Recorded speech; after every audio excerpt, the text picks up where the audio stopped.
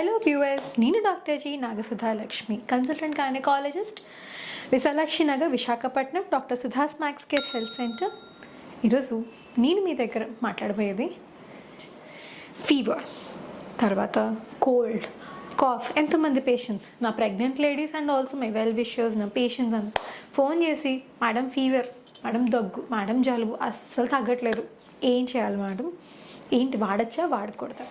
ఈ weather change, sudden ups and డౌన్స్లో కామన్గా వచ్చేది ఈ వైరల్ ఇన్ఫెక్షన్స్ అండ్ ఆల్సో కొన్ని బ్యాక్టీరియల్ ఇన్ఫెక్షన్స్ అండ్ ఈ ఫీవర్స్. ఎస్పెషలీ వైరల్ ఇన్ఫెక్షన్స్లోకి వచ్చేసరికి డెంగ్యూ, మలేరియా, టైఫాయిడ్. ఇవి కాకుండా దగ్గు జలుబు అంటే ఇన్ఫ్లుయెన్జా. అండ్ ఈ మధ్య కొంచెం కామన్గా వింటుంది ఏంటంటే H1N1 swine flu cases.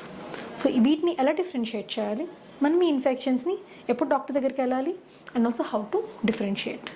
Pregnant women అనే కాదు, ఇన్ జనరల్గా జస్ట్ ఒక ఇన్సైట్, నాకు కామన్గా అందరినీ చూడడం వల్ల చేయాల్సి అనుకున్న topic. So enter into the topic. So మెయిన్గా డెంగ్యూ ఎక్కువ ఉంటుంది. అంత విన్న డెంగ్యూ అంటున్నారు. ఈ డెంగ్యూ వైరస్ని అసలు ఏంటి అని అంటే, ఇది ఏడిప్స్ ఈజిప్టి అని ఒక మస్కిటో ఉంటుంది. అది డే బైటర్, అది రాత్రులు కుట్టదండి, పగలపూటే కుడుతుంది. అండ్ ఆ వైరస్ ఆ మస్కిటో ఎక్కడ ఉంటుంది అంటే ఫ్రెష్ వాటర్, అంటే మంచినీటిలో పెరుగుతుంది.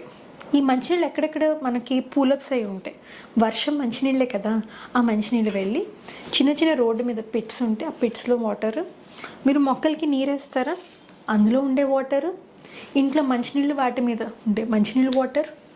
అండ్ ఆల్సో ఇప్పుడు ఈ ఏరియా మొత్తం కన్స్ట్రక్షన్ సైట్స్ ఉన్నాయి కదా, సో రెగ్యులర్గా వాటరింగ్ అది చేయడం వల్ల అదంతా ఉండిపోతుంది కదా, ఆ వాటర్లో గ్రో అయ్యే మస్కిటోనే ఈ ఏడిప్స్ ఈజిప్టి.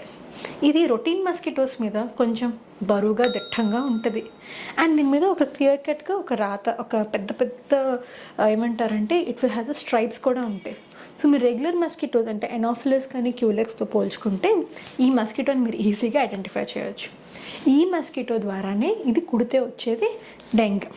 సో ఈ డెంగ్యూ వచ్చింది, అసలు సిమ్టమ్స్ ఎట్లా ఉంటాయి, ఏమీ ఎక్కువ భయపడక్కర్లేదు. మెయిన్గా వచ్చే పెద్ద సిమ్టమ్ ఏంటంటే జ్వరం, విపరీతమైన జ్వరం. సో ఈ జ్వరం వల్ల చాలామంది ఏంటి, బాడీ అంతా హీట్ ఎక్కిపోతుంది. ఈ హీట్ ఎక్కిపోవడం వల్ల వాళ్ళు తట్టుకోలేక ఫస్ట్ వాటర్ ఇంటేక్ తగ్గించేస్తారు, ఫుడ్ ఇంటేక్ తగ్గించేస్తారు. సో ఈ విధంగా ఎంటర్ అయిన వైరస్ ఏం చేస్తుంది, బాడీలో యాక్షన్ చూపించి ఈ అంటే డెంగ్యూ హెమరేజిక్ ఫీవర్ రావచ్చు, డెంగ్యూ షాక్ సిండ్రోమ్లోకి వెళ్ళచ్చు, డెంగ్యూ బ్రేక్ బోన్ ఫీవర్, ఇట్లా డెంగ్యూతో విపరీతమైన సిమ్టమ్స్. సో మెయిన్ ఈ డీహైడ్రేషన్ వల్ల రక్తము చాలా థిక్గా అయిపోతుంది. అండ్ ఆల్సో బాడీలో థర్డ్ స్పేస్ లాసెస్ అయిపోయి ఎక్కడెక్కడంతా ఫ్లూయిడ్స్ అని అక్యుములేట్ అయిపోతాయి. సో వీళ్ళు ఏంటి, అండ్ ప్లేట్లెట్స్ని డ్యామేజ్ చేసి ప్లేట్లెట్స్ బాగా పడిపోతూ ఉంటాయి. సో ఈ డెంగ్యూ జ్వరం కానీ మీకు వెంటనే సోకినట్లయితే వెంటనే టెస్ట్ చేయించుకోండి.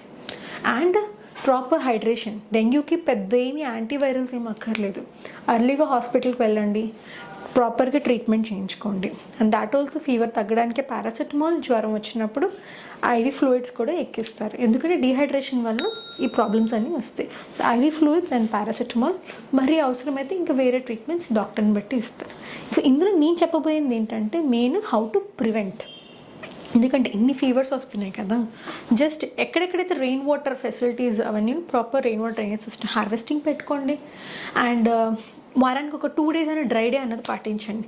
అండ్ రిమెంబర్, ఈ యొక్క మస్కిటో 100 meters కన్నా ఎక్కువ ఫ్లై అవ్వలేదు. సో మీరు జస్ట్ జాగ్రత్తగా ఉంటే ఆ మస్కిటోని అక్కడికక్కడే మీరు తుంచేయచ్చు.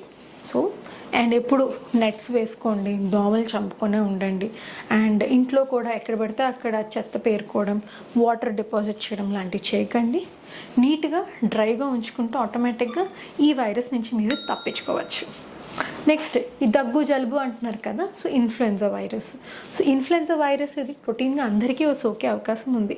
ఇది ఎవరు తప్పించుకోలేదు, ఎందుకంటే ఇది ఎయిర్ బోర్న్, అంటే గాల్లో కలిసిపోయింది. సో దీనికి పెద్ద ప్రివెన్షన్ లేదు. Every year once flu shot వేయించుకుంటూ ఉండండి, ఆటోమేటిక్గా you will have some resistance. ఏదైనా ఒక ఫ్లూ షాట్ వేయించుకుంటే ఓన్లీ వన్స్, ఆ ఒక్కసారికి 1 yearకే తప్ప every year flu shot has to be taken. And ఇంకా టైఫాయిడ్, మలేరియా అనేసరికి ఆ పర్టికులర్ ఎనాఫిలస్ మస్కిటో ఉంటుంది, దేనికి, మలేరియాకి. అది మురికి నీటిలో పెరుగుతుంది. సో నీట్గా ఉంచుకోండి, మురికి నీళ్ళు లేకుండా డ్రైనేజ్ సిస్టమ్స్ ప్రాపర్గా వెళ్ళి. అండ్ ఆల్సో ఈ డ్రైనేజ్ సిస్టమ్కి మున్సిపాలిటీ వాళ్ళు చూసుకొని రోడ్స్లో పిట్స్ లేకుండా జాగ్రత్తగా మీ నియరెస్ట్.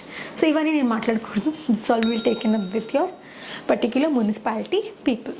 సో మీరు చేయాల్సిందల్లా చెత్త కుండీలో వేయండి, డ్రై వేస్ట్ అండ్ వెట్ వేస్ట్ని సెపరేట్ చేయండి, ప్రాపర్గా వేస్ట్ డిస్పోజ్ చేయండి.